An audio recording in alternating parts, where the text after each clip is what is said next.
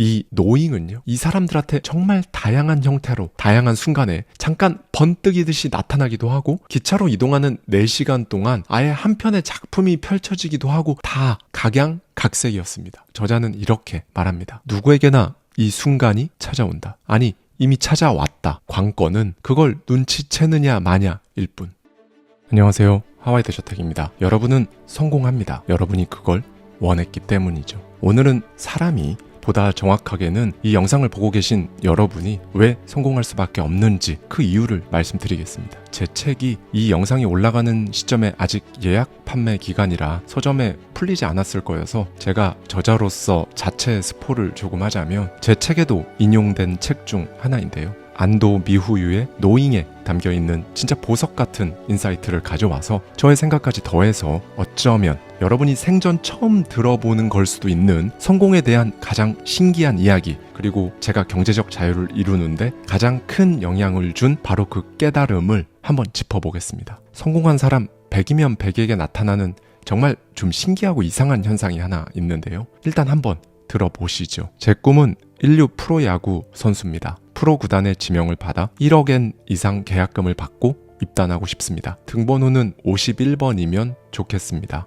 일본에서 최고가 된 후 메이저리그로 가서 MVP를 타는 것이 목표입니다. 이전 영상에서도 소개한 적 있는 일본인 최초로 메이저리그에서 MVP를 수상한 야구선수 이치로의 무려 초등학생 시절 일기예요. 우리나라의 박지성 선수처럼 동시대에 활약했던 일본을 대표하는 축구선수가 한 명 있죠. 혼다 다이스케 역시 초등학교 졸업 앨범에 이렇게 썼다고 해요. 유럽, 이탈리아 세리아에 입단할 것이다. 주전 선수가 되어 등번호 10번을 달고 뛰겠다. 그는 훗날 실제로 세리아 전통의 명문 구단이죠, AC 밀란에 입단해서 등번호 10번을 부여받았습니다. 두 사람의 이야기는요, 어릴 때부터 정말 구체적으로 자신의 모습을 묘사하고 그걸 진짜로 눈앞에 현실로 펼쳐냈다는 부분에서 굳이 표현하자면 동기부여계의 전설로 여전히 많은 사람들에게 회자되고 있는데요. 네, 여러분. 그런데 제가 개인적으로 여기에서 너무 아쉬운 점이 하나 있어요. 그럼에도 불구하고 대부분의 분들은 여기서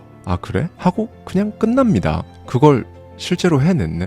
그런데 나랑은 뭐 그렇구나 하고 그냥 마는 거죠. 네, 이 부분에서 딱 한 번, 여러분 정말 딱 한 번입니다. 그냥 넘어가지 말아보세요. 이제 이 스토리를 여러분의 걸로 만드는 그 작업을 저와 함께 오늘 할 겁니다. 네, 사실 이들은요, 놀라울 정도로 구체적인 목표를 세워서 그걸 막 치열하게 쫓아간 게 아니에요. 그럼 어떻게 한 거냐? 여기서부터 잘 들어주세요. 자신들의 미래 모습을 알고 있었을 뿐입니다. 제 채널을 구독한 지 얼마 안 되셨거나 이 영상을 통해서 제 목소리를 처음 듣는 분들이라면 여기서부터 뭔 소리야 하실 겁니다. 다시 한번 말씀드립니다. 어쩌면 여러분 생애 처음으로 지금까지 진짜 힘겹게 끌고 온 그 처절했던 여러분들의 모든 생각, 태도, 관점, 그런 게 다 모인 여러분이라는 사람, 지금 상태값, 그러니까 인생을 완전히 바꿔버릴 수도 있는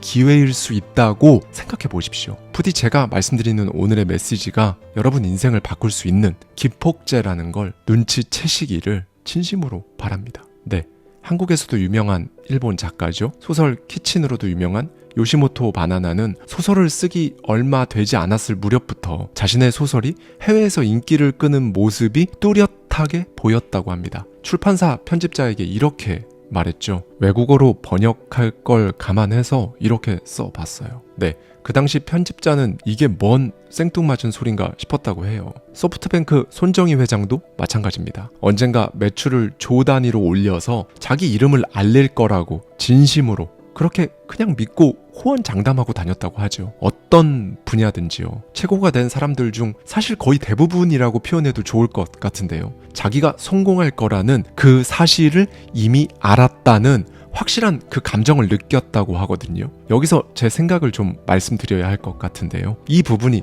포인트입니다, 여러분. 현재의 상황과 관계없이 성공을 알고 있었고, 알고 있었으니까 의심이나 망설임 같은 게 없이 갈 수 있었던 겁니다. 이 부분이 왜 포인트라고 제가 말씀을 드리냐면요, 거의 대부분 원하는 게 있어도 현재 내 상황 때문에 소위 시작전 포기를 하거든요. 진짜 이렇게 생각하는 겁니다. 인간적으로 나도 하고 싶지, 그렇게 되고 싶지, 그런데 현실적으로 지금 내 상황을 보면 그게 말이나 되나? 힘들어, 현실적으로.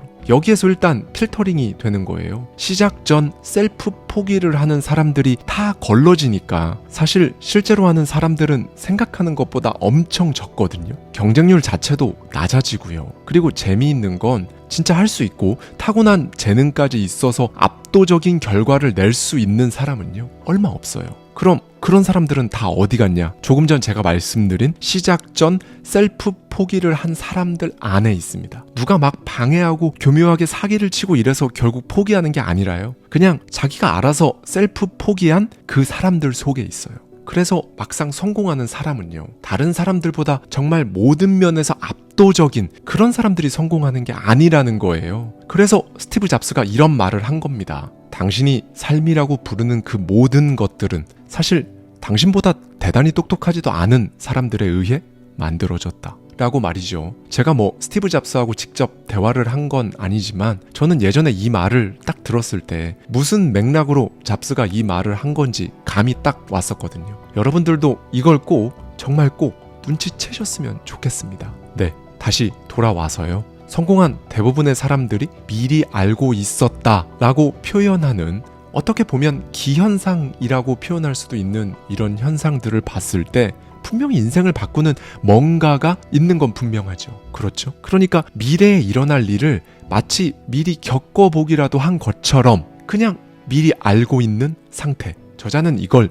노잉이라고 해요. 네, 이 노잉은요, 진짜 모두가, 그러니까 사람이라면 아무나 다 경험할 수 있어요. 그런데 그게 언제 어떤 방식으로 찾아올지는 사람마다 다 다르고요. 마음대로 조절할 수도 없습니다. 그럼 어떻게 해야 할까요? 알려드리겠습니다. 이 특별한 감각, 이 그림이 진짜 내 거다 라는 걸, 이게 찾아왔을 때 멍 때리지 않고 바로 알아차릴 수 있도록 여러분의 에너지를 관리하면 되는 거예요.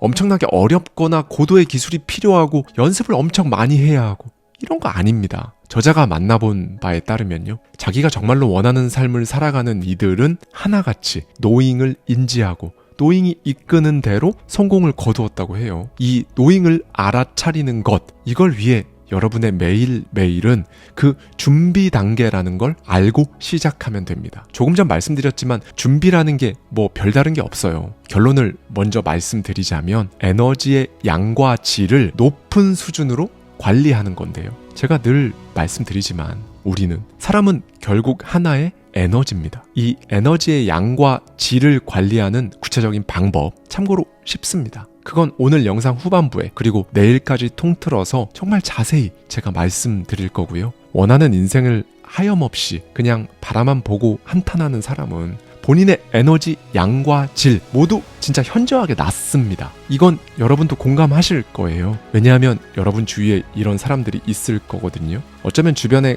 거의 대부분 이런 사람들만 있을 수도 있고요. 이런 사람들은 이상하게 자기를 깎아내리는 대화를 굉장히 자주 하고요. 실제 속으로도 자기 자신을 깎아내리고 과소평가합니다. 그리고 표정엔 생기가 없죠. 한숨 엄청 자주 쉬고요. 삶에 대한 어떤 욕망 같은 게 보이질 않아요. 이게 바로 스스로를 돌보지 않는 거거든요. 그렇다고 자기 삶에 만족하는 것도 아니에요. 편안하지도 않고요. 여러분, 누구나 자신의 미래를 알고 있습니다. 이 노잉이라는 현상이 존재한다는 사실, 그리고 이게 나한테도 충분히 일어날 수 있다는 걸 딱 인지했을 때 사람이 인생을 살아가는 방식이요, 정말 완전히 바뀝니다. 우리가 다 아는 소설가죠. 무라카미 하루키는 20대 시절 상당히 쪼들렸어요. 작은 재즈바를 운영하면서 궁핍하게 하루하루 살아가고 있었어요. 유난히 날이 좋았던 어느 봄날에 하루키는 여느 때와 다름없이 재즈바 일을 마친 뒤 야구장에 가서 맥주 한 잔을 하면서 경기를 봤습니다. 그냥 아주 평범한 날이었죠. 바로 그때 야구공이 경쾌한 소리를 내며 하늘 높이 솟아오르는 모습을 딱 보는 순간 그냥 밑도 끝도 없이 그래, 소설을 쓰자 라는 생각, 그 느낌이 든 거죠. 사실 이 스토리는 워낙에 유명해서 이미 많이들 아실지도 모르겠어요. 하루키는 책을 즐겨 읽기는 했지만 살면서 단 한 번도 소설을 써본 적이 없었거든요. 그런데 하얀 야구공이 파란 하늘을 가로지르던 그 순간에 소설을 쓸 것이다 라는 강한 확신이 들었을 뿐입니다. 여러분, 한번 곰곰이 생각해 보세요. 마음에 번잡스러움이 없는, 그리고 에너지도 넘치는 그런 날 있잖아요. 언젠가 그런 날에 내가 이걸 하겠다, 혹은 하고 싶다, 꼭 강한 확신이 들었던 순간이 정말로 단 한 번도 없으셨나요? 아마 그게 뭐였는지 정확히 기억 안 나도 어떤 강한 이끌림, 확신이 여러분한테 찾아온 적이 적어도 단 한 번은 있었을 거예요. 사실 살면서 그런 순간이 정말 단 한 번도 없을 수는 없어요. 여러분 스스로도 알고 있을 겁니다. 그런 순간이 단 한 번도 없었던 게 아니라 그 확신과 끌림을 그걸 어떻게 해? 라며 외면했을 뿐이죠. 아무튼 하루키는 그때의 감각을 이렇게 회상합니다. 하늘에서 팔랑거리며 천천히 내려오는 무언가를 두 손으로 딱 받아내는 느낌이었다. 네, 하루키는 야구 경기 끝나고 그냥 원고지 만년필 하나씩 산 다음에요, 집에 가서 부엌 식탁에 앉아서 바로 소설을 썼습니다. 뭐 다른 과정이 없었어요. 그날 저녁 부엌에서 그냥 바로 쓴 거예요. 그리고 이 순간이 바로 전 세계가 사랑하는 대작이 탄생하는 그 첫 번째 순간이었던 거죠. 이렇게 딱 6개월 동안 부엌에서 소설을 완성했어요. 그리고 문학상 공모전에 응모하거든요. 그리고 얼마 뒤 자기 작품이 최종 심사를 남기고 있다는 연락을 받아요. 그런데 이때 하루키는 또 한 번 이상한 경험을 합니다. 산책을 하다가 우연히 다친 비둘기를 발견해서 근처 파출소에 데려가는 길이었다고 해요. 그때 그냥 갑자기 이 문학상 받고 등단해서 소설가로 성공을 하는구나 라는 확신이 든 거죠. 네, 그리고 그의 노잉은 맞았습니다. 이때를 기점으로 그는 이전의 삶과는 정말 완전히 다른 삶을 살게 된 거고요. 여러분, 일단 저는 이렇게 생각합니다. 사실 돈에 쪼들리면서 작은 재즈바로 생계를 이어나가는 20대 청년이 야구 경기를 보면서 막 화창한 날씨를 느끼고 길을 걷다가 다친 비둘기를 봤는데 그냥 지나치지 않는 그 마음의 여유를 갖는 것 자체가 사실 쉽지 않거든요. 그렇죠? 그냥 성격이 타고나게 좀 느긋한 사람들 있잖아, 그런 유형이겠지 라고 생각하실 수 있는데, 그쪽으로 접근하면 답이 없습니다. 그러니까 이 사람의 내면은요, 남들이 보는 본인의 현재 처지랑 상관없이, 즉 남들이 자기를 어떻게 보든 그런 건 연연하지 않고 단단하게 꽉 차 있던 거예요. 여기에는 하루키가 평소 책을 많이 읽었던 것도 분명히 한몫했을 겁니다. 이쪽으로 접근을 해야 해요. 다른 사람이 보는 내가 아니라요, 내가 바라보는 내 인생, 그냥 거기에만 집중했을 겁니다. 그런데 대부분 이렇게 못하거든요. 아마 이렇다 할 수입 없이 작은 재즈바를 운영하는 보통의 청년들이라면 오히려 내면에 이런 생각으로 가득할 겁니다. 다음 달 관리비 어떡하지? 매출 왜 안 늘지? 손님이 더 오게 하려면 어떡하지? 계속 이렇게 살아도 되나? 내 인생 왜 이러지? 이런 부정적인 생각들로 내면이 완전히 꽉 차 있을 거거든요. 이렇게 되면 질이 안 좋은 에너지가 꽉 차게 되는 거죠. 아까 말씀드렸던 에너지의 질과 양 모두 안 좋은 겁니다. 이러면 이제 노잉을 알아채고 싶어도 알아챌 수가 없죠. 보다 정확히 말씀드리면 사실 이런 상태면요, 노잉이고 뭐고 관심 자체도 없는 사람이 대부분이에요. 당장 먹고 살아야 되는데 노잉은 뭔 노잉이야, 이렇게 생각하는 거죠. 그런데 하루키는 자기가 막 내 에너지를 좋은 에너지로 관리해야지 이런 게 아니라요, 그냥 너무 자연스럽게 이런 식으로 자기 에너지를 관리한 거예요. 타고났든 어떻든 현재 자기 처지를 비관하지 않는 태도로 부정적인 에너지와는 거리가 먼 내면의 무언가를 계속 쌓았겠죠. 그러니까 이렇게 노잉의 순간이 딱 찾아왔을 때 캐치할 수 있었던 거고요. 네, 저자는 남들이 보기에도 저 사람 진짜 성공했다 할 만한 사람들이 이 노잉의 순간을 어떤 식으로 겪고 삶에 적용했는지 그 비율이 몇 %인지 알기 위해 정말 많은 유명인들, 성공한 사람들을 인터뷰하고 관련 서적들을 찾아봤다고 하는데요. 그런데 예외가 없었다는 겁니다. 이런 직감, 느낌을 안 받은 사람이 없었다는 거예요. 다른 세계가 기다리고 있다는 직감이 왔다. 이 곡을 만들기 전에 이미 머리에 선율이 맴돌았다. 먼저 봤다. 전부 이런 경험이 있었던 겁니다. 네, 악보를 수정한 흔적이 단 한 군데도 없어서 마치 어디선가 들리는 대로 악보를 받아 적은 것처럼 보이는 모차르트처럼 이미 존재하는 곡을 쓴 것뿐이라고 말한 밥 딜런, 비틀즈의 전 멤버 폴 맥카트니처럼, 머리에 선명한 다비드상을 조각한 미켈란젤로처럼, 해리포터의 저자 J.K. 롤링처럼 이 노잉은요, 이 사람들한테 정말 다양한 형태로 다양한 순간에 잠깐 번뜩이듯이 나타나기도 하고 기차로 이동하는 4시간 동안 아예 한편의 작품이 펼쳐지기도 하고 정말 다 각양각색이었습니다. 이 부분에서 저자는 이렇게 말합니다. 누구에게나 이 순간이 찾아온다. 아니, 이미 찾아왔다. 관건은 그걸 눈치채느냐 마냐일 뿐. 그리고 이제 여기서 제가 굉장히 주목했었고 지금도 진짜 흥미롭게 생각하고 있는 부분을 저자가 말하는데요. 시간이 과거에서 미래로 흐른다는 건 착각이다. 이 부분은 고정 댓글에 넣어드린 아니타 무르자니 국내 최초 인터뷰 편을 참고해주세요. 정확히는 7층 건물에 대한 이야기를 참고하시면 됩니다. 이분은 전신에 퍼진 말기 림프종 암으로 코마 상태에서 이제 호흡기만 떼면 죽음을 맞이하는 그런 상태에서 다시 깨어난, 그런데 그냥 깨어난 게 아니라요, 온몸에 퍼져 있던 골프공 크기만한 종양들이 전부 없어져 버려서, 그러니까 암이 갑자기 완치되어 버린 거죠. 학계와 CNN을 비롯한 미국 언론을 완전히 뒤집어 놓았던 바로 그 인물입니다. 각설하고요. 시간이 과거에서 현재 그리고 미래로 흐르는 게 아니라는 저자의 말을 이쯤에서 한번 들어보시죠. 이 불가사의에 보이는 일을 어떻게 설명할 수 있을까? 나는 시간이 미래에서 현재를 향해 흘러온다고 생각한다. 현재 우리가 사용하는 시계는 시계 바늘이 문자판 위를 움직이는 구조다. 하지만 과거에 사용했던 전통 방식의 시계는 지금과 다르다. 시계바늘은 가만히 있고 문자판이 움직여 시간을 알려주는 구조였다. 다시 말해 시계바늘이 미래를 향해 움직이는 것이 아니라 문자판이 현재를 향해 움직이는 형태였다는 말이다. 미루어 보건대 그때는 시간이 미래로부터 흘러온다고 믿었던 게 아닐까 싶다. 서양에서 오늘날과 같은 형태의 시계가 들어온 뒤에야 시간이 과거에서 미래를 향해 흐른다는 개념이 생겼다. 그로 인해 과거 원인설이 생겨난 것으로 보인다. 아인슈타인은 아주 단순한 방정식으로 시간이 한 방향으로만 흐르지 않는다는 사실을 밝혀냈다. 아인슈타인은 말했다. 물리학자들에게는 과거, 현재, 미래가 존재하지 않는다. 네, 사실 이 부분은 처음 들으신다면 이해가 쉽지 않은 개념이기도 하고요. 그냥 뭔가 이해하고 싶지 않은 분들도 계실 텐데요. 이렇게 생각하면 훨씬 와 닿으실 거예요. 성공한 많은 사람들이 시간이란 개념을 그저 일반적으로 과거에서 미래로 흐르는 것이라고 생각하지 않는다는 것. 한마디로 과거의 어떤 원인이 현재의 나, 미래의 나를 규정짓지 않는다는 것. 이렇게 생각해 보시면 될 것 같아요.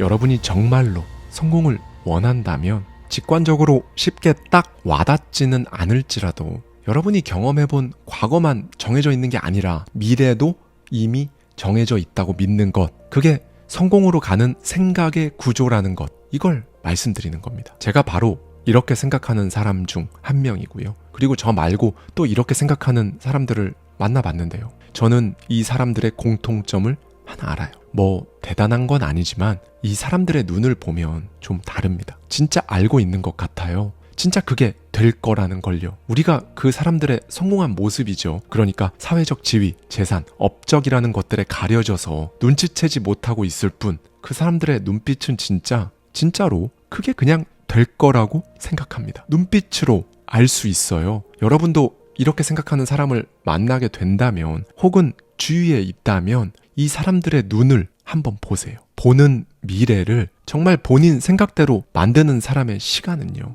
일반적으로 생각하는 시간의 흐름과는 다르게 흐른다는 겁니다. 네, 우리가 불안한 이유는요, 시간의 개념을 시간이 지금 현재에서 미래로 간다 라고 생각하고 있어서 그래요. 이렇게 생각하면 어떻게 되나요? 일단 미래를 알 수가 없다고 생각하게 되죠. 그러면 이제 미래가 막연합니다. 그러면 당연히 불안해지고요. 불안을 없애거나 확 줄이기 위해서라도 여러분은 미래로부터 생각하는 편이 훨씬 도움이 되실 거예요. 시간을 입체적으로 바라보는 것, 이겁니다. 성공한 사업가들이 정말 자연스럽게 지니고 있는 사고의 구조고요. 이렇게 생각을 하면 할수록 완전히 다른 세계가 펼쳐집니다. 그럼 미래가 이미 다 정해져 있다는 말인가요? 라고 물으실 수 있는데요. 아니요, 그런 뜻이 아니에요. 작가 바샤르의 미래를 움직이다에 따르면 현재 속에 모든 과거와 미래가 숨겨져 있다고 합니다. 현재를 어떻게 살아가느냐에 따라서 과거는 내가 마음먹은 방향에 맞춰 다르게 해석할 수 있고요. 미래는 만들어낼 수 있다는 거죠. 네, 가능성은 무한합니다. 노잉의 진짜 목적은 여러분 스스로 만든 가짜 한계로 밀봉해 둔 여러분의 가능성을 꺼내서 드러내는 것, 그거예요. 여러분, 지금 이 순간에도요, 여러분의 미래에서는 여러 가지 정보가 흘러오고 있어요. 무언가 번뜩 떠오르거나 어딘지 모르게 끌리는 느낌이 바로 그런 것들이거든요. 네, 느낌입니다. 그리고 이 메시지를 느끼는 방법은 사람마다 다르죠. 보거나 듣거나 아니면 그냥 끌리기도 하고요. 성공한 사업가들은 대체로 여기다 뭘 하면 된다는 생각이 든다고들 하죠. 우리가 어떤 일을 할 때 마음이 갑자기 편안해진다거나 온몸이 따스해지고 온화해지는 느낌으로 그 시그널이 오기도 합니다. 누군가의 글이나 말에 가슴이 요동칠 수도 있고요. 지금 저의 메시지를 들으면서 여러분 마음이 정말로 조금이라도 뜨거워지거나 할 수 있겠다라는 느낌이 드셨다면 그건 역시 여러분이 정말로 성공할 거라는 그 시그널을 받는 것이기도 합니다. 평소에도 한번 의식해 보세요. 사소한 것들을 눈여겨보는 겁니다. 서점을 갔더니 유난히 들어오는 그 책, 유명한 사람 중에 유난히 관심 가는 그 사람, 가도 계속 가고 싶은 그 장소, 의도하지 않았는데 우연히 마주치는 그 사람, 유독 신경 쓰이는 그 일, 안 하면 안 될 것 같은 그 일. 노잉이 가장 잘 나타나는 순간은 나 이거 하게 되겠다 싶은 그런 순간인데요. 네, 오래전부터 관심은 있었는데 어떤 걸림돌에 부딪혀서 하고 있지는 않지만 마음에 계속 걸리는 게 있다면, 그 그림이 있다면 지금부터라도 조금씩 시작해 보세요. 그 느낌을 계속 무시하지 마시고요. 일단 움직이기 시작하면 다른 세상이 펼쳐집니다. 그러면 이제 그 일을 계기로 또 무언가를 하고 또 어떤 생각이 들고 그리고 누군가를 만날 겁니다. 네, 이 느낌을 받으면 갑자기 여러 가지 생각들이 막 떠오르고요. 원래 정해져 있기라도 했던 것처럼 몸이 저절로 움직이거든요. 여러분이 겁만 내지 않으면 됩니다. 네, 그렇게 하는 거예요. 막 대단하고 엄청난 게 아니라는 거예요. 저자가 취준생 시절에 면접에서 수십 번의 고배를 마시고 기계적으로 또 다시 원서를 넣는 생활을 계속하고 있을 때 그때 갑자기 그냥 느낌이 오는 출판사가 있어서 지원을 했고 그랬더니 그 출판사에 덜컥 합격해서 함께하게 되었다고 해요. 그리고 그 회사에서 느낌이 오는 출판 기념회를 갖고 거기서 자신의 멘토, 인생책의 저자와 만나 둘도 없을 조언을 듣게 됐고요. 그리고 프리랜서로 독립해서는 느낌이 오는 작업을 했더니 방송에 출연하게 되고 이렇게 계속 가면서 결국 큰 성공을 이뤄냈습니다. 저자는 철저히 미래에 끌려갔죠. 의미 있는 우연의 일치에 본인의 몸을 맡긴 겁니다. 이 의미 있는 우연의 일치, 이게 이제 싱크로니티라는 개념인데요. 신경정신과 의사이자 심리학자인 칼 융이 만든 개념이죠. 그러면 여기서 또 이 부분이 궁금하실 수 있어요. 그럼 평소에 여러 가지 생각이나 느낌이 많이 드는데 그냥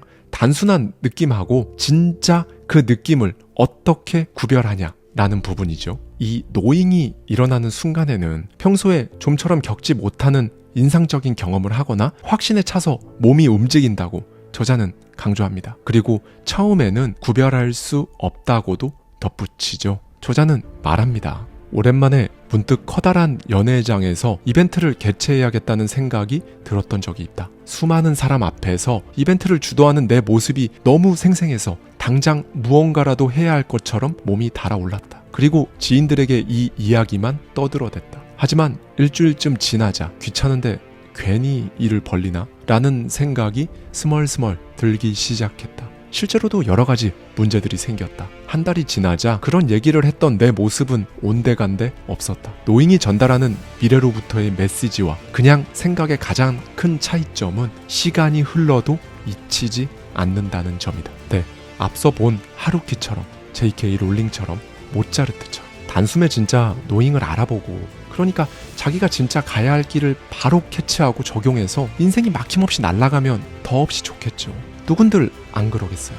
그런데요, 우린 다 다르잖아요. 나만의 속도라는 게 있습니다. 여러분만의 속도가 있어요. 이건 당연한 건데 이것 때문에 불안해하거나 스스로를 의심하지 마세요. 제 개인적으로는 정말 힘든 시기가 일찍 찾아온 분들일수록 노잉을 알아채는 순간이 빨라지고요. 삶이 다소 평탄할수록 이걸 눈치채는 시기가 늦어지는 것 같기도 합니다. 결국 나만의 속도가 있다는 거예요. 그냥 편안하게 그 속도에 맞춰가면 되는 거죠. 스티브 잡스는 말했습니다. 미래를 내다보고 점과 점을 이을 수는 없다. 하지만 지금 하는 일이 인생의 어느 순간과 이어져 결실을 보리라는 사실을 정말로 믿어야 한다. 여러분이 지금 하고 있는 게 하나의 점이고 이런 점이 또 결국 미래의 점에 이어질 거라는 이 사실을 정말 당연하게 믿으려면요. 여러분 속에서 들려오는 진짜 목소리에 신경을 쓰면 돼요. 의식 수준에서 시도 때도 없이 떠드는 나는 못하지. 이런 가짜 목소리 말고요. 진짜 목소리를 판별하셔야 한다는 거죠. 제가 몇 번 말씀드린 베니스터 효과 기억하실 텐데요. 과거 육상 선수들에게 1마일을 4분 이내로 주파하는 건 진짜 수십 년간 깨지지 않는 마의 기록이었거든요. 그런데 1954년 영국의 로저 베니스터가 처음으로 이 마의 4분 벽을 깨트리니까 이후 3년 동안 무려 15명이나 되는 선수가 1마일을 3분대에 주파하는 기록을 우르르 세운 거죠. 이건 사실 우리 일상에서도 그냥 쉽게 경험하는 겁니다. 여러분이 뭘 하는데 도저히 이건 답이 없다. 사람이 할 수 있는 게 아니다. 이런 생각이 들었던 게 있었다고 해볼게요. 그런데 다음날 출근해서 직장 동료하고 얘기를 하다 보니까 그 동료가 어제 그걸 했다는 겁니다. 여러분은 충격을 받죠? 왜냐하면 어떤 대단히 대단한 사람이 해낸 게 아니라 그냥 내 옆에 있는 직장 동료가 했다고 하니까 더 충격인 겁니다. 그리고 집에 돌아와서 여러분은 그걸 해냅니다. 분명히 어제까지는 이게 사람이 할 수가 있나? 답이 없다, 답이. 이렇게 생각했던 건데 하루 만에 그냥 된 거예요. 하루 동안 여러분이 엄청나게 발전했다거나 연습을 1분도 쉬지 않고 했다거나 그런 것도 아니고요. 이게 일상에서 경험할 수 있는 전형적인 가짜 한계 판독 방법입니다. 네, 제가 그냥 만들어낸 개념인데요. 실제로 어제의 나의 무의식 혹은 잠재의식은 나 이거 못하지 라고 생각했었죠. 그런데 오늘의 내 잠재의식은 이거 아무나 다 하던데 나도 당연히 할 수 있겠네 라고 생각을 띄워보냈고 여러분은 그걸 할 수 있게 된 거죠. 여러분, 오늘 말씀드린 이 노잉은요, 스스로에 대한 정말 강력한 신뢰를 바탕으로 성립됩니다. 스스로에 대한 강력한 신뢰. 앞서 말씀드린 성공한 사람들 모두 본인을 이루고 있는 상황이 얼마나 거지 같든 개의치 않았어요. 자신을 믿었습니다. 그냥 의식적으로 막 나를 믿자, 이게 아니라 정말 무의식, 잠재의식의 가장 밑에서부터 믿었어요. 느낌이 오는 그걸 했죠. 한 번도 안 해봤어도 했습니다. 이게 중요하죠. 여러분 안테나에 감지된 미래의 메시지에 반응해 보는 겁니다. 일상 속에서 느낌이 오거나 나도 모르게 신경 쓰이는 그 감각, 그걸 전부 다 잡생각 취급하면서 넘겨버리지 마시고요. 해보는 겁니다. 이렇게 하다 보면 정말 중요한 게 찾아오는데요. 나에 대한 신뢰, 이게 두터워져요. 사실 다른 어떤 것보다 이게 가장 중요합니다. 나랑 친해지셔야 해요. 나를 믿는 그 찰나의 순간들을 조금씩 계속 쌓는 거죠. 그렇게 탄생하는 거예요. 여러분 안에 J.K. 롤링은, 모차르트는, 위대한 사업가는, 결국 끝끝내 성공한 여러분이라는 사람은 그렇게 만들어지는 겁니다. 네, 내일 영상에서는 여러분에게 이 노잉의 순간이 언제 있었는지 한번 알아보고 앞으로 찾아올 노잉을 캐치하려면 에너지 관리를 어떻게 하면 되는지, 이 부분을 진짜 낱낱이 그러면서도 쉽게 와닿으실 수 있게 제가 다 말씀드리도록 하겠습니다. 오늘은 정말 나라는 사람을 다스리는 그 본질에 대해서 이야기했습니다. 어렵죠. 눈에 보이는 개념도 아니라 한번 들어선 감도 안 잡힙니다. 뭐부터 해야 할지도 모르겠고요. 그러면 한번 더 들어보세요. 뭐부터 해야 하는지 감이 잡힐 겁니다. 네, 여러분, 인생은 항상 준비하는 시간이라고 생각하면 된다고 제가 일부에서 말씀드렸는데요. 그러니까 이 노잉이 일어나는 그 순간을 놓치지 않고 알아채기 위해 준비하는 시간인 거예요. 우리가 하는 모든 일은 점과 같아서 이 점과 점들이 인생의 어느 순간 연결되면 이제 결실을 본다는 스티브 잡스의 커넥팅 더 닷 개념에 대해서도 말씀드렸고요. 저자는 자신이 직장인이던 시절에 남들과 같이 매일 똑같은 시간에 출근해서 정해진 시간이 되면 우르르 몰려나가 점심을 먹고 그 삶을 싫다고 말하는 동료들의 모습과 거기에 동조하는 자신의 모습이 이상하다고 느꼈다고 해요. 그러면서 이런 생각이 든 거죠. 적어도 나한테는 이 삶이 이상하다, 인간답지 않아 라고 말이죠. 그 느낌, 여러분, 저 역시 직장인이던 시절에 정확히 이 느낌이 들었어요. 저는 점심시간이 그렇게 싫었거든요. 특히 밖에 나가서 맛있는 걸 먹는 시간이 그렇게 싫더라고요.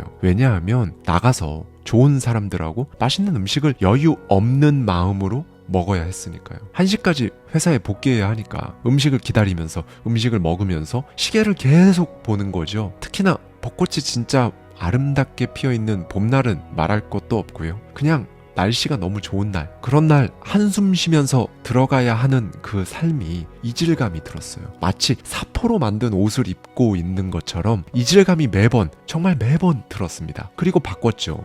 내 삶인데 그것도 딱 한 번인데 그렇게 살면 안 되잖아요. 지금은 언제든, 정말 언제든 날이 좋으면 걷고 차 한잔하면서 그 좋은 날을 30분이고 1시간이고 느낄 수 있는 그런 삶을 살고 있습니다. 물론 바빠요. 제가 그동안 살면서 하지 못했던 것들을 원 없이 하느라 엄청나게 바쁘지만 핵심은 제가 다 정할 수 있다는 거죠. 제가 점심 먹고 걷고 싶으면 원하는 만큼 밖에서 걸을 수 있고, 시계를 보면서 밥 먹지 않아도 되고, 점심 먹고 한숨 쉬면서 어딘가로 끌려 들어가는 기분을 평생 느끼지 않아도 된다는 것, 이게 저에겐, 그리고 제 삶의 가장 중요한 부분이었으니까요. 다시 저자의 이야기로 돌아가 볼까요? 저자는 딱 정해진 출퇴근이나 점심시간에 자신의 시간을 쓸 필요 없이 하고 싶을 때 하고 싶은 만큼만 일하는 삶을 원했습니다. 어느 순간 저자는 이런 삶을 살아가는 자신의 그림을 본 거예요.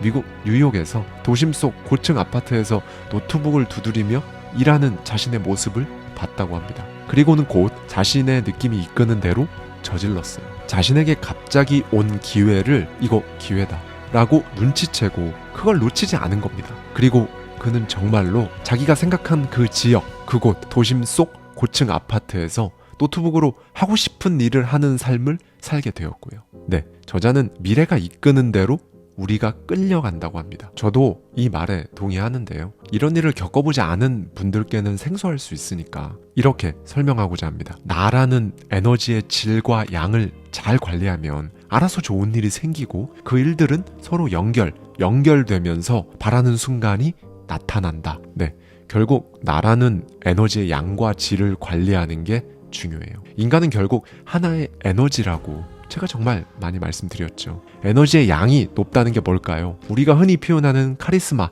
아우라 같은 것들이에요. 눈에 보이지는 않지만 그 에너지를 느끼고 이런 단어들로 표현하는 거거든요. 그럼 에너지의 질은 뭘까요? 이건 감정이에요. 긍정적인 감정, 그러니까 마음의 상태. 이렇게 두 개가 갖춰져야 여러분에게 다가오는 모든 기회들을 이거 기회다 라고 눈치를 챌 수가 있다는 겁니다. 매사에 부정적이면 에너지의 질이 낮은 거예요. 한마디로 질이 안 좋은 에너지를 지니고 있는 거죠. 일단 불평부터 하고 들어가니까 열린 사고를 못하고, 이런 사고로는 눈앞에 기회가 나타나도 그 사람한테는 기회가 아니라 그냥 성가신 일 하나가 눈앞에 나타난 걸로밖에 인식이 안 되는 거죠. 그리고 에너지의 양이 낮으면 하겠다는 의지가 없습니다. 그렇게 또 그 수많은 기회들은 스쳐 지나가는 거고요. 네, 여러분, 이 부분은 정말 너무 중요해요. 나라는 사람의 이 에너지의 재질, 질감을 바꾸지 않으면 뭘 해도 진짜 더 힘듭니다. 버거워요. 좋은 흙을 가져다 써야 좋은 결실을 맺듯이 가장 그 밑바닥, 본질에 존재하는 내 에너지의 양과 질을 바꾸는 건 정말로 중요합니다. 반대는 어떨까요? 에너지의 양과 질이 모두 높은 사람, 이런 사람에게 노잉은, 그리고 기회는 무조건 찾아올 수밖에 없는 거죠. 이거 하면 잘 된다, 이런 확신, 미래의 내 그림, 아마 여러분은 사실 다 어떤 확신이 있던 순간, 미래의 내가 보이는 그 순간이 분명히 있었을 거예요. 그런데 그게 노잉인지 기회인지 알아채지 못하고 지나갔을 거고요. 보다 정확히는 그냥 지나쳤는지 아닌지조차 알지 못할 겁니다. 이제는 그러면 안 되잖아요. 이걸 딱 눈치채야죠. 이제 에너지의 양과 질을 끌어올리는 방법을 말씀드릴 건데요. 저자는 인생을 4가지 단계로 구분합니다. 1. 욕망. 그저 불평불만의 욕망을 채우는 단계입니다. 2. 생각. 나와 타인을 생각하는 단계죠. 3. 행동. 이제는 나와 타인을 위해 행동합니다. 4. 사명. 어떤 일에 책임을 느끼고 나아가는 단계죠. 저자는 말합니다. 우리는 이 4가지 단계에서 각각 주어진 과제들을 해결한다. 그리고 단계별로 충족이 되지 않으면 다음 단계로 절대 나아갈 수 없다. 욕망의 단계는 먹고 싶으니까 먹고 가고 싶으니까 가는, 그야말로 내가 하고 싶은 일을 하면서 마음을 채우는 단계다.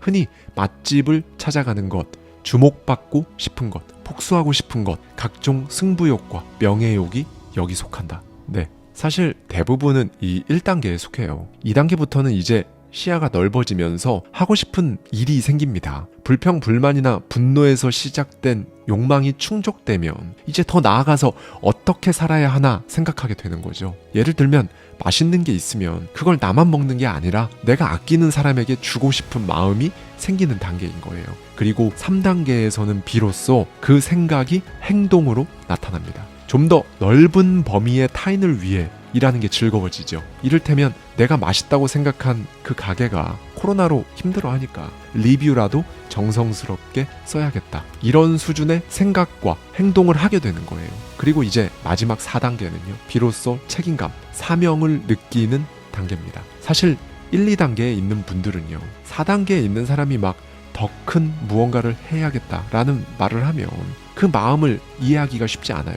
결국 돈 벌려고 저러는 거구나. 이렇게밖에 생각이 안 되는 거죠. 네, 이렇듯 인생에는 4단계가 있어서 우리는 각각의 단계에서 다른 단계의 사람을 이해하지 못하며 살아갑니다. 그런데 사실 누군가를 이해하고 이런 건 필요 없어요. 내가 지금 어디에 있나, 내 단계를 이해하고 나는 어디까지 갈 것인가, 이것만 생각하면 됩니다. 여러분, 분명한 건요, 각 단계를 거쳐야 한다는 거예요. 1단계죠. 자신의 욕망이 채워지지도 않았는데 다른 누군가를 행복하게 하려고 하는 2단계로 점프하는 거 쉽지 않아요. 오래 가지도 못하고요. 자신의 욕망에 솔직해진 다음에 이제 그때 바라는 바를 생각하고 이룰 수 있는 거죠. 그리고 이 노잉은요, 삶의 4가지 단계 중 어느 단계에서든 나타날 수 있어요. 여러분이 어떤 단계에 있든 여러분에게 매우 중요한 시기에 나타난다는 건 동일합니다. 그리고 에너지의 양과 질, 이 2가지가 다 높아야 노잉을 정확히 캐치할 수 있다고도 말씀드렸죠. 에너지의 양은 삶의 4단계 중에 1, 2단계, 욕망, 그리고 생각과 연관이 있습니다. 일단 에너지의 양은 욕망의 크기, 생각의 양, 신념의 정도가 클수록 많아지죠. 성공을 위한 필수 조건입니다. 그런데 여기서 에너지의 질을 관리하지 않으면 소위 파이팅 넘치게 안 좋은 길로 빠지는 거예요. 압도적인 카리스마를 뿜을지라도 사람이 어딘가 불안정합니다. 에너지의 질은요, 감정이나 마음 상태, 그러니까 우리가 지겹도록 듣는 긍정적인 마음 상태와 연관이 있어요. 네, 불평, 불만, 뭘 해도 안 좋은 쪽으로 생각하는 사람은 이 노잉의 순간을 느끼기 힘듭니다. 일부에서 소개한 무라카미 하루키의 사례를 생각해보세요. 본인 처지가 지금 어떻든 간에 내면을 풍요롭게 다스린 결과 화창한 날씨에 본인이 소설을 써야 한다는 노잉을 알아채고 결국 성공을 거머쥐었죠. 본인이 만약 이놈의 긍정적인 마음 상태가 태생적으로 힘들다, 그런 생각이 드신다면 일단 감정이란 걸 중립으로 만드는 연습부터 하셔야 합니다. 만약에 여러분이 불평, 불만이 느껴지신다면 거기에는 어떤 두려움이 녹아있는 거예요. 그 두려움엔 오랫동안 품어온 여러분의 생각이나 고정관념이 고스란히 녹아있다는 걸 깨닫는 것만으로도 생각보다 인생이 많이 바뀝니다, 여러분. 그리고 이걸 파헤치는 방법은요, 여러분이 불평, 불만, 우울감이 느껴질 때마다 그 모든 상황에 왜를 붙여서 스스로와 대화를 해보는 거예요. 그게 왜 불편하지? 왜? 하다 보면 저 깊은 곳에 내가 뭘 숨기고 있는지 알게 됩니다, 여러분. 그리고 이 부분이 중요한데요. 이 감정을 느끼는 센서가 녹슬지 않게 해야 해요. 여러분이 원하는 여러분의 모습, 원하는 것, 원하는 삶이 뭔지 찾기 위해서는 뭐가 좋고 뭐는 싫다라는 감정을 느끼는 센서가 녹슬어 있지 않아야 하거든요. 네, 원하는 것의 진짜 의미, 그리고 그게 도대체 뭔지 정확히 아는 사람보다 사실 모르는 사람이 훨씬 많습니다. 여러분도 혹시 내가 아무리 고민해도 답이 안 나온다 하신다면 이 감정 센서를 점검해 보세요. 에너지의 질이 낮아서 이 센서가 마비되어 있는 상태면 사실 좋아하는 음식이 뭐냐, 좋아하는 옷 스타일이 뭐냐는 질문에도 답을 못 하거든요. 꽤 많은 분들이 다른 사람에게 질문을 받기 전까지 자기가 뭘 좋아하는지에 대해 생각할 생각, 필요조차 느끼지 못하고 살아갑니다. 이때는 어떻게 해야 할까요?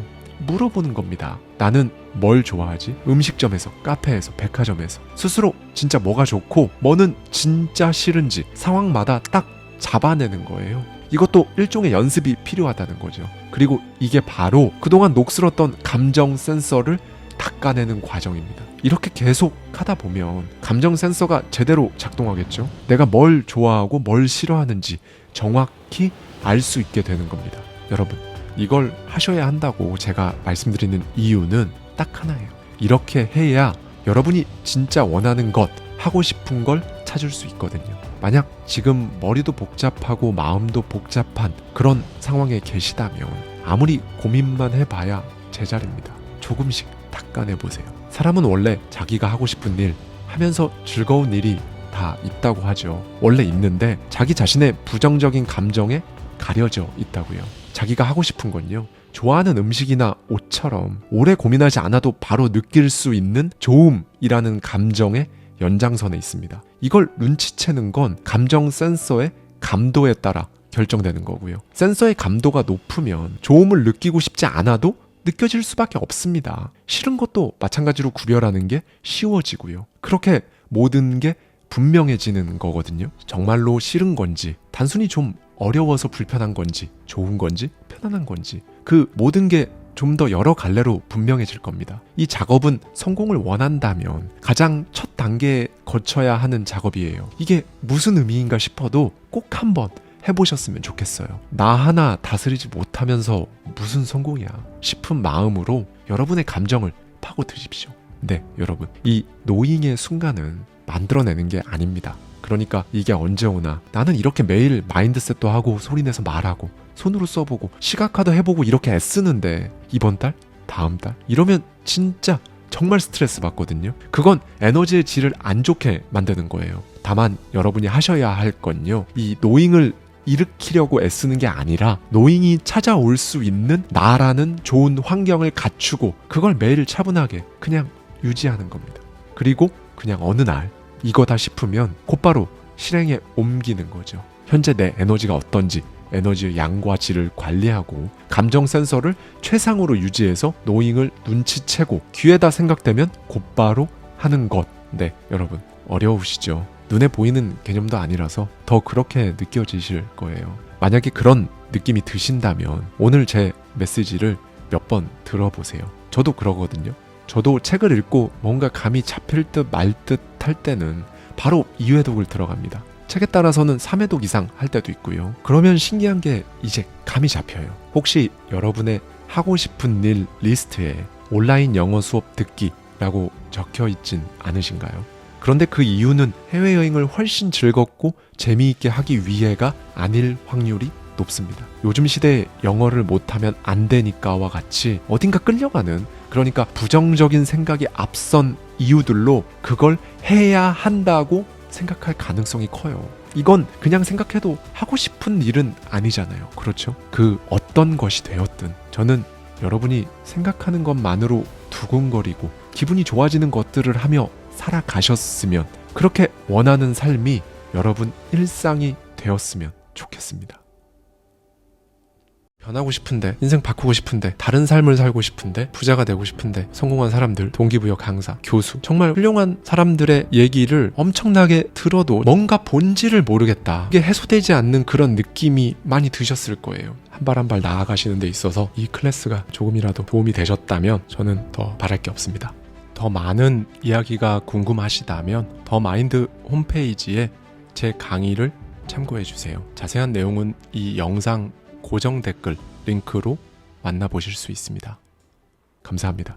지금까지 하와이 대저택이었습니다.